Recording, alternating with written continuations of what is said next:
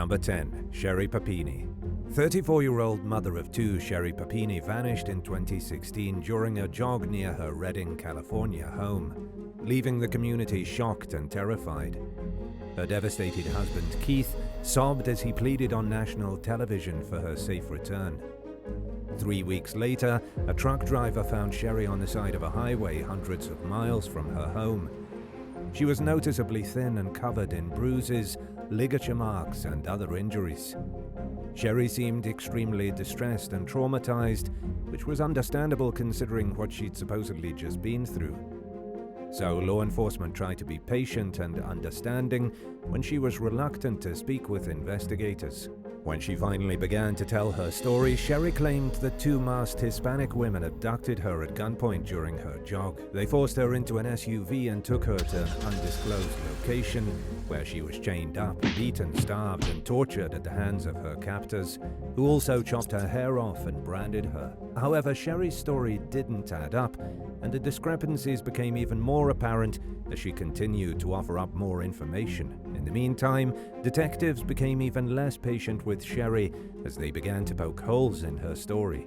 Phone records turned up evidence that she may have cheated on Keith Papini, and male DNA found on Sherry's clothing turned up as a match to her ex-boyfriend, James Reyes. The woman's former partner eventually admitted that Sherry had convinced him to pick her up and take her to his home on the day she was supposedly kidnapped. Reyes said that Sherry claimed Keith was abusive and that he was unaware of her plan to stage her kidnapping.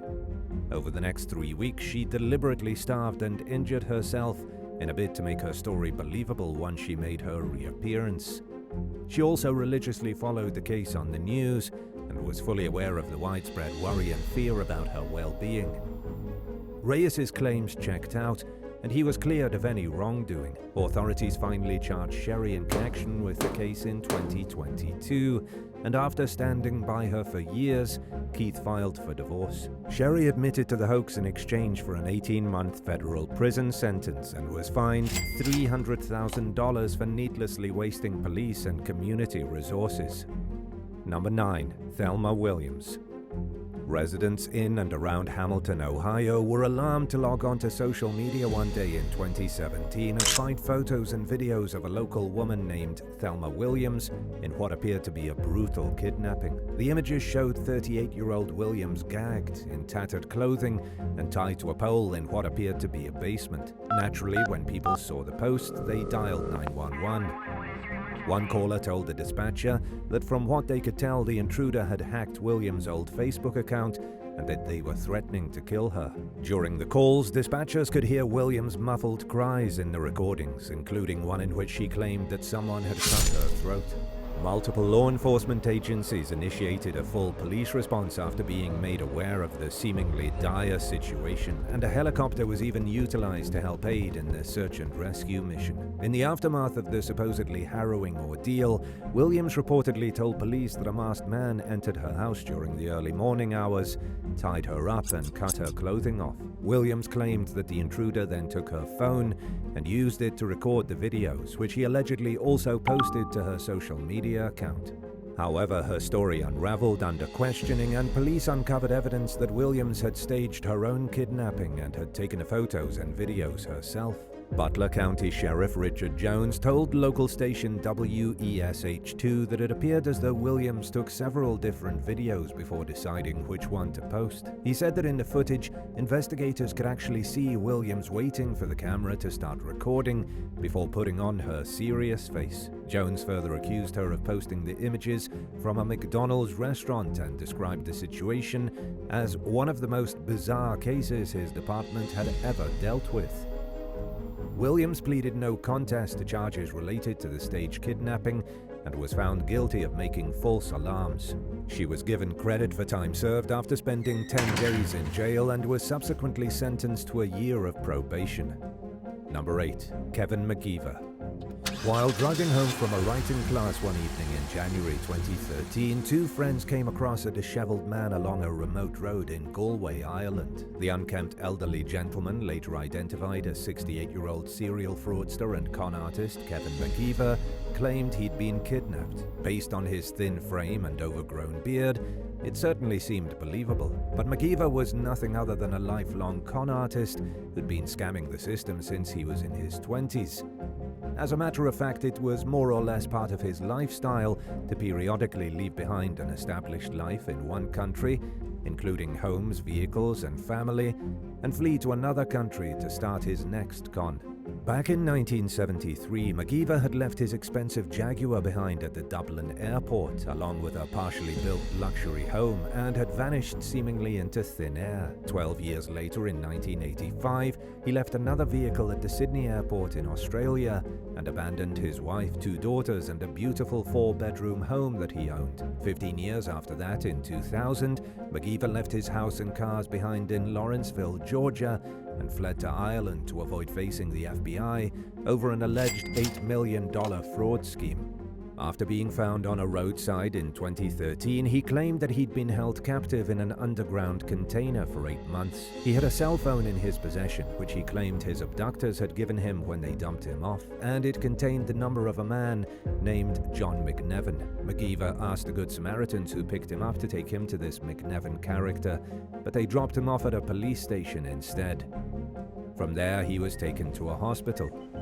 Doctors were quick to realize that his eyesight was exceptionally good for someone who claimed they'd spent the better part of a year in darkness. And while he was considerably thin, his muscles didn't appear as though they'd wasted away like one might expect when someone is starved and held captive. It didn't take long for authorities to discover McIver's real identity and that he was a wanted serial con artist. McIver claimed that he was being targeted in a case of mistaken identity, but he ultimately pleaded guilty to wasting law enforcement resources and received a 2-year suspended sentence as a result. Number 7. Quinn Gray. Reed Gray was a successful businessman who was easily able to pay the $25,000 per month mortgage on his family's seaside mansion in Ponte Vedra, Florida. In 2009, he arrived home one day to a troubling note left behind by his wife, Quinn.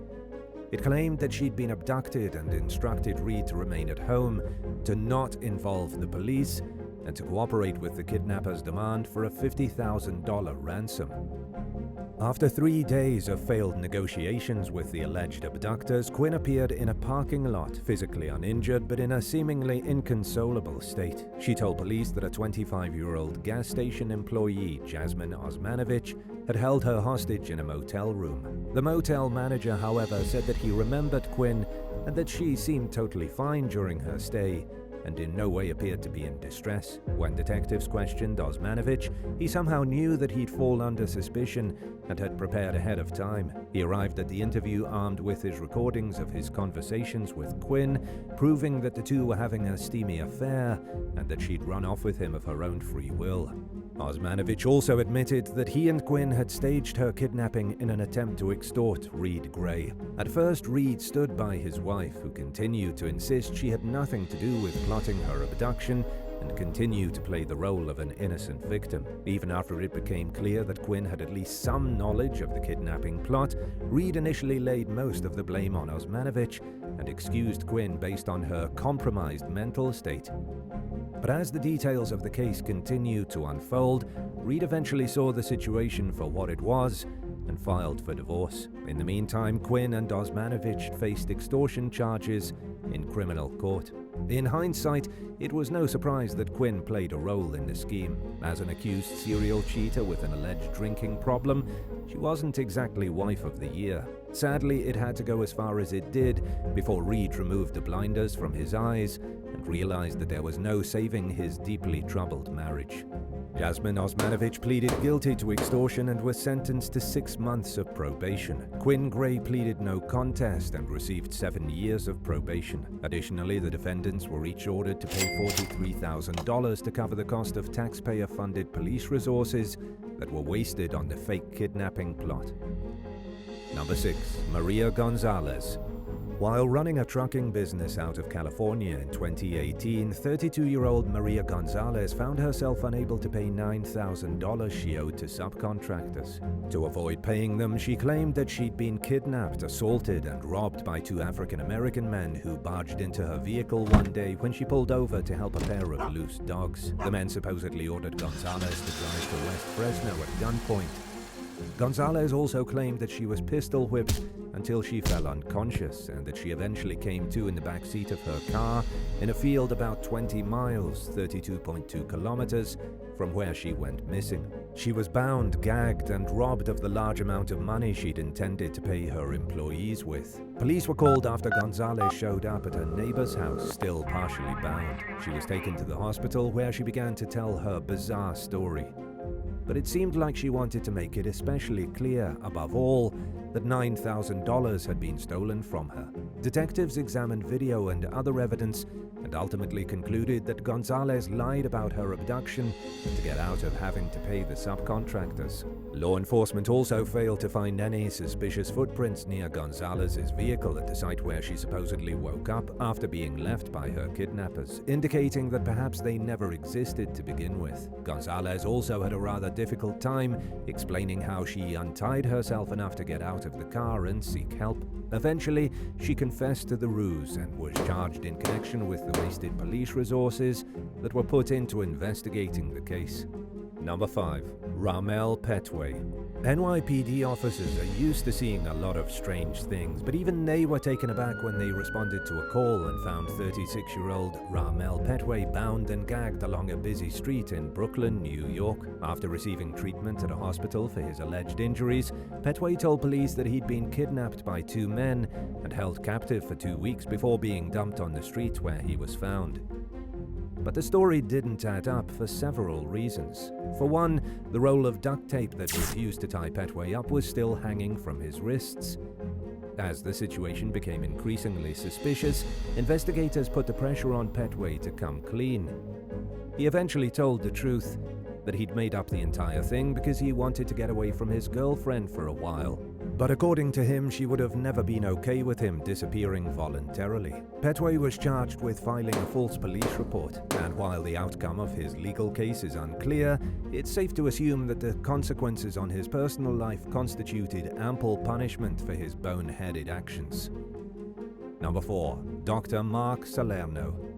In 2002, a 45-year-old pediatrician named Dr. Mark Salerno was reportedly kidnapped from his home in Phoenix, Arizona. He was found 3 days later in San Diego when a passerby heard him pounding from the inside of his car trunk. The Good Samaritan called 911, and firefighters used the jaws of life to pry the trunk open and free Dr. Salerno, whose wrists and ankles were bound with duct tape.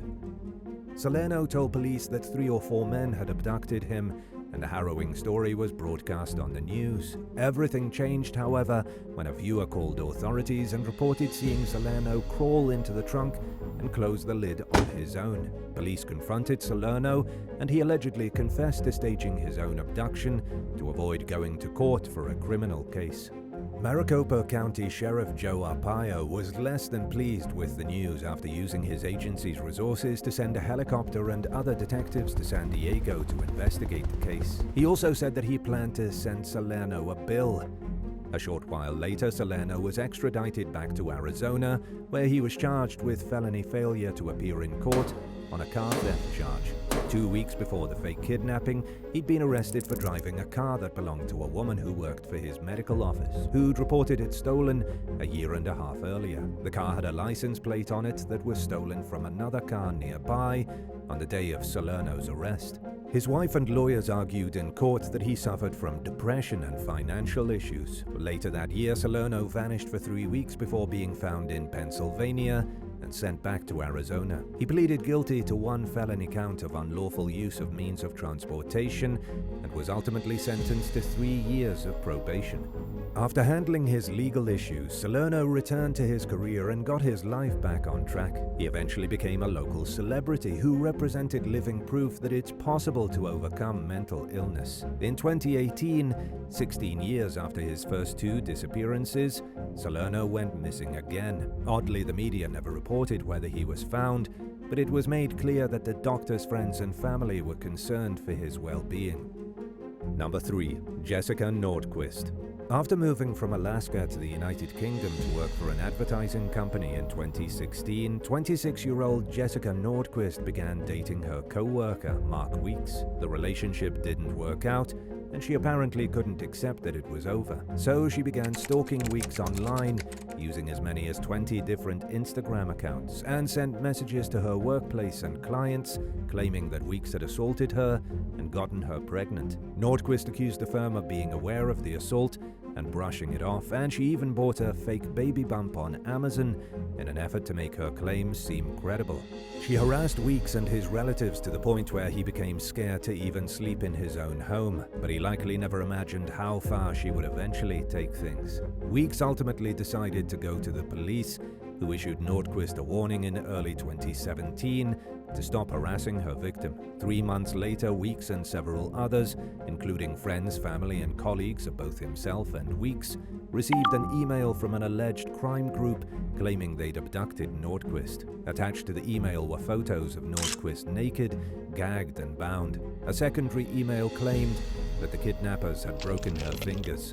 Investigators rushed over to Nordquist's apartment and found a note from the alleged abductors on the door. A few days later, they found the young woman alive and well at a bed and breakfast in the Scottish Highlands. Even after getting caught faking her kidnapping, Nordquist tried to keep up the ruse, claiming in court that she'd been held captive by an MI5 intelligence agent.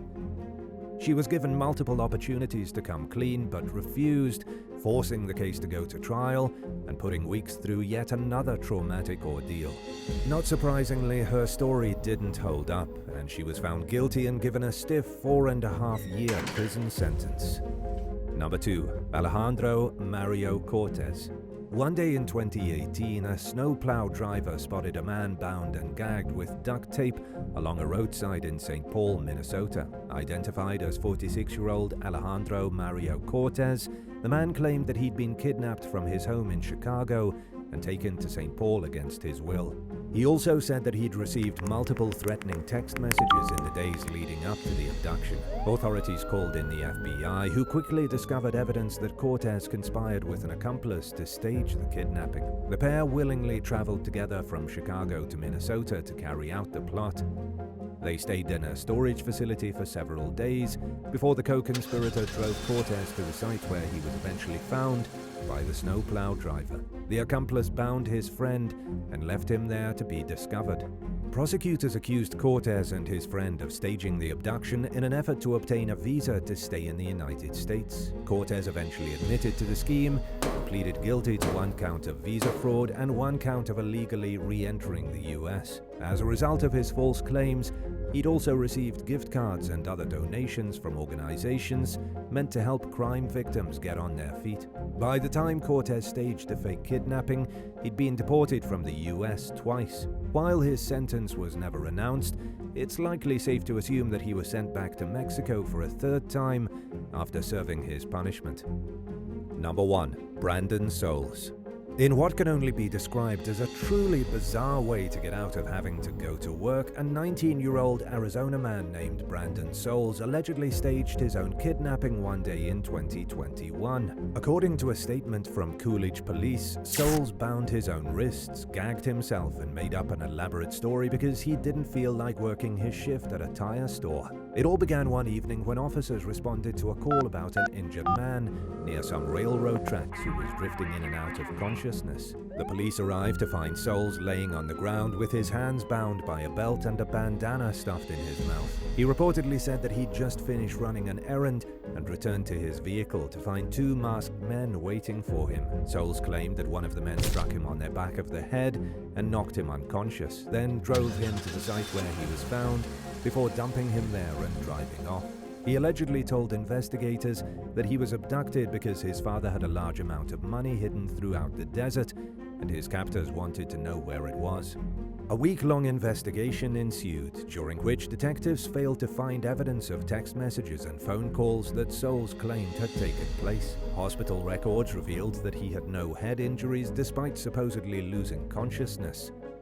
After being repeatedly pressured about inconsistencies in his story, Souls allegedly admitted to making the whole thing up, including the part about his dad's hidden treasure.